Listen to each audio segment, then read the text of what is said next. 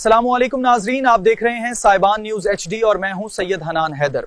शामिल करते हैं अब तक की अहम खबरें, हमारे साथ रहिएगा।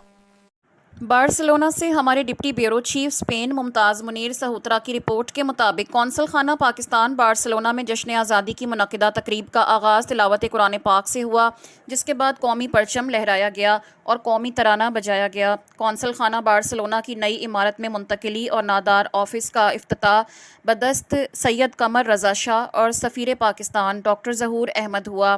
तकरीब से खिताब करते हुए मुकर्रिरीन ने कहा कि यौम आज़ादी महज जश्न का दिन नहीं, बल्कि ये हमें अपने बुज़ुर्गों की कुर्बानियों और पाकिस्तान की तरक्की के लिए अपनी ज़िम्मेदारियों की याद दिलाता है। इस मौके पर सदर पाकिस्तान, वज़ीर आज़म और डिप्टी वज़ीर आज़म के पैगामात भी पढ़कर सुनाए गए। तकरीब में पाकिस्तानी कम्युनिटी के अलावा स्पेनिश अथॉरिटीज़ ने शिरकत की। तकरीब के अख्ताम पर पाकिस्तान की सलामती, इस्तेहकाम, तरक्की के लिए खुसूसी दुआ की गई और जश्न आज़ादी का केक काटा गया। फ़िज़ा पाकिस्तान जिंदाबाद और पाक फ़ौज जिंदाबाद के नारों से गूंज उठी।